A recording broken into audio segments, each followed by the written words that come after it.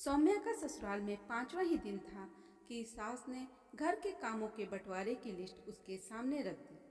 बोली, छोटी बहू, तुम तो 10 से 6 ऑफिस में ही रहोगी, इसलिए तुम्हें उसके हिसाब से काम दिया है। बाकी का काम तेरी जेठानी कर लेगी। जब सास काम की लिस्ट पकड़ा कर चली गई तो सौम्या ने देखा उसे सुबह सबको चाय बनाकर देनी थी, उसके बाद पूरे घर का झाड़ू पोछा करना था। शाम को उसे सबके लिए खाना बनाना था और बर्तन साफ करने थे। सौम्या ने लिस्ट पति के ऊपर फेंकते हुए कहा, अगर यही सब करवाना था तो बिना नौकरी वाले बहू ले आते, मुझसे शादी करने की क्या जरूरत थी। सौम्या के पति ने लिस्ट देखकर कहा, यार तुम इतना गुस्सा क्यों कर रही हो, थोड़ा सा ही काम तो दिया है माँ ने तुम्हें, बाकी का काम तो भाभी कर रही है। सौम्या गुस्से में बोली, भाभी से कंपेयर क्यों करते हो, वो तो पूरे दिन घर में रहती हैं। मैं 6 से 7 घंटे की ऑफिस में ड्यूटी करके घर आऊँ, फिर रात के 11 बजे तक रोटी और बर्तनों में लगी रहूँ, फिर सुबह 5 बजे उठकर काम में लग जाऊँ। इंसान हूँ, कोई मशीन नहीं हूँ, मेरी तो तबीयत खराब हो जाएगी। पति बोला, थोड़ा एडजस्ट कर लो यार। सौम्या ने कहा, इस तरह काम नहीं चलेगा, चलो कर लेती हूँ एडजस्ट, मगर जितना भी काम करूँगी आप मेरा हाथ बटाओगे। सुबह के झाड़ू पोछा से लेकर शाम को रोटी बर्तन तक सब में आधा आपको करना पड़ेगा। पति बोला, हम परिवार में रहते हैं, मैं सबके सामने बैठकर तुम्हारे साथ झाड़ू पोछा और बर्तन करूँगा, अजीब बात करती हो तुम, तुम्हें सब नहीं आती ऐसा कहते हुए। अम्मा, बाबूजी, भैया, भाभी क्या सोचेंगे, मुझे तो जोरू का गुलाम ही कहेंगे ना। सौम्या बोली, तो फिर मैं भी कुछ नहीं करूँगी, कह दो अपनी माँ और भाभी को। उसके बाद सौम्या तैयार होकर बिना कोई काम किए अपनी ड्यूटी पर चली गई। जब सौम्या ने कोई काम नहीं किया तो जेठानी ने भी कोई काम नहीं किया। उसने कहा, मैं जॉब नहीं करती तो इसका क्या मतलब, मैं दिन रात किचन में ही लगी रहूं। इस तरह घर में उस दिन सब लोग बिना चाय नाश्ता किए अपने अपने काम पर चले गए। जेठानी ने भी टिफिन में ब्रेड जैम देकर अपने बच्चों को स्कूल भेज दिया। शाम को सौम्या आई तो जेठानी से बोली, भाभी, मेरे हिस्से के काम के बदले आप नौकरानी रख लो, उसका जो भी खर्चा आएगा मैं दे दूंगी। जेठानी मुंह बिचकाते हुए बोली, अरे नौकरानी रखना हो तो मैं ना रख लूँ, क्या मेरे पति कम कमाते हैं। ये तो माँ जी का नाटक रहता है, उन्हें ही नौकरानी के हाथों का कुछ नहीं भाता, न साफ सफाई न ही खाना। फिर सौम्या माँ जी के पास गई।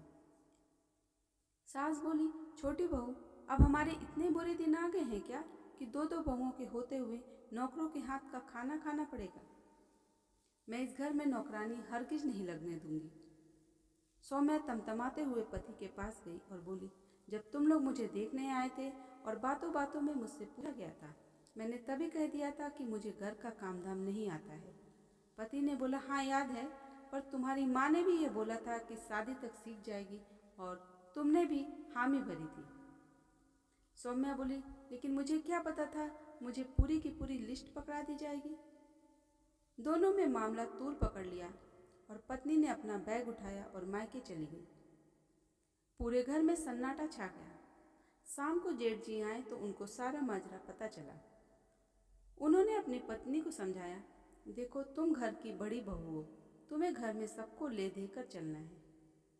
जब सौम्या नहीं आई थी तब भी पूरे घर का काम तुम खुद अकेले ही करती थी, तो आज भी कर लो, नहीं तो मेरे छोटे भाई जिसकी शादी के अभी 5 ही दिन हुए हैं उसकी ज़िंदगी बिखरने से बचा लो, नहीं तो लोग क्या कहेंगे, उनकी बहू बस 5 दिन ससुराल में टिकी। छोटा भाई जो सुन रहा था उसने कहा, नहीं भैया, भाभी सारा काम नहीं करेंगी, बहुत सी महिलाएं नौकरी भी करती हैं और घर का काम भी करती हैं। सौम्या आकाश से उतर कर आई है क्या, इस घर में अगर उसे रहना है तो उसे काम करना ही पड़ेगा, मेरी भाभी माँ उसके हिस्से का काम नहीं करेंगी। इतने में ससुर जी आए और बोले, नहीं, तेरी माँ को समय के साथ बदलना ही पड़ेगा।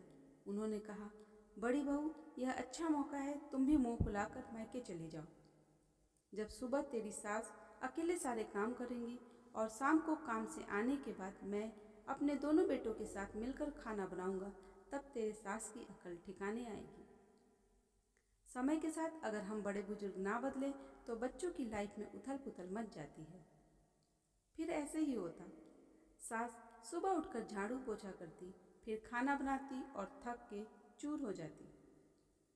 शाम को पिताजी अपने दोनों बेटों के साथ खाना बनाते।